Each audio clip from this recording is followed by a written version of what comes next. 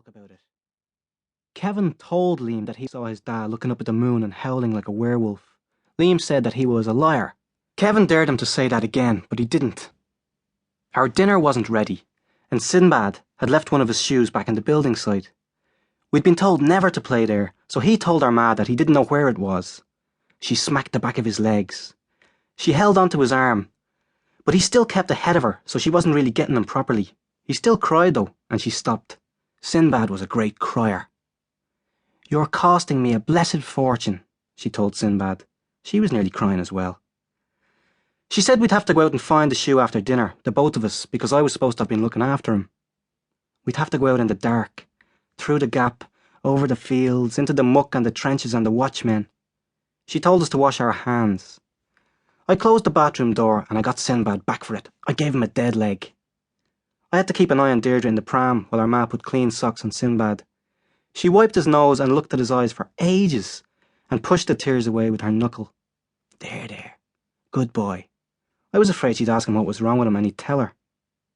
I rocked the pram the way she always did it. We lit fires. We were always lighting fires. I took off my jumper so there wouldn't be a smell of smoke off it. It was cold now, but that didn't matter as much. I looked for somewhere clean to put the jumper. We were at the building site. The building site kept changing. The fenced-in part of it where they kept the diggers and the bricks and the shed that the builders sat in and drank their tea. There was always a pile of bread crusts outside the shed door. Huge batch crusts with jam stains on the edges. We were looking through the wire fence at a seagull, trying to pick up one of the crusts. It was long for the seagull's beak, too long. He should have grabbed it in the middle, when another crust came flying out of the shed door and hit the side of the seagull's head. We heard the roars of the men laughing from inside the shed. We'd go down to the building site and it wouldn't be there anymore. Just a square patch of muck and broken bricks and tire marks. There was a new road where there'd been wet cement the last time we were there, and the new site was at the end of the road. We went over to where we'd written our names with sticks in the cement, but they'd been smoothed over. They'd gone. "Ah, gick," said Kevin. Our names were all around Barrytown, on the roads and paths. You had to do it at night when they were all gone home, except the watchmen. Then when they saw the names in the morning, it was too late. The cement was hard. Only our Christian names, just in case the builders ever went from door to door up Barrytown Road, looking for the boys who'd been writing their names in the wet cement.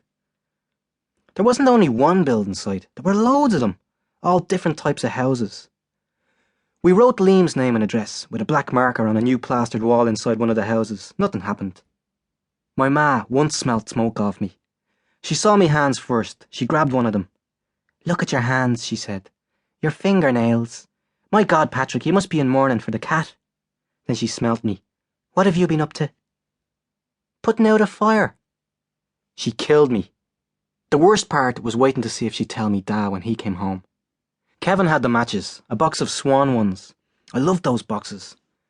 We'd made a small wigwam out of planks and sticks, and we'd brought 2 cardboard boxes with us from behind the shops. The boxes were ripped up and under the wood. Wood by itself took too long to get going. It was still daytime. Kevin lit a match. Me and Liam looked around to see if there was anyone coming. There was no one else with us. Aidan was staying in his auntie's house. Sinbad was in hospital because he had to get his tonsils out. Kevin put the match under the cardboard, waited for it to grab the flame and let go of the match. We watched the fire eat the cardboard. Then we ran for cover. I couldn't really use matches properly. The match broke, or it wouldn't light, or I'd pull it along the wrong side of the box, or it would light and I'd get rid of it too quickly. We waited behind one of the houses. When the watchman came, we'd run. We were near the hedge, the escape route. Kevin said they couldn't do anything to you if they didn't catch you on the building site. If they grabbed us or hit us out on the road, we could bring them to court. We couldn't see the fire properly. We waited. It wasn't a house yet, just some of the walls. It was a line of 6 houses joined together. The corporation were building the houses here. We waited for a while. "Oh, I'd forgotten me jumper." "Uh-oh." "What?" "Oh, Janie." "What?" "Emergency! Emergency!" We crawled around the side of the house. Not all the way because it was taking too long. There was a barrel over near where I'd put me jumper. I ran for cover. I crouched behind the barrel and breathed in and out real hard, getting ready to go. I looked back. Kevin stood up properly, looked around and got back down again. "Okay," he hissed. I took a last breath and came out from behind the barrel and dashed for the jumper. No one shouted. I made a noise like bombs exploding as I grabbed the jumper off the bricks. I slid back behind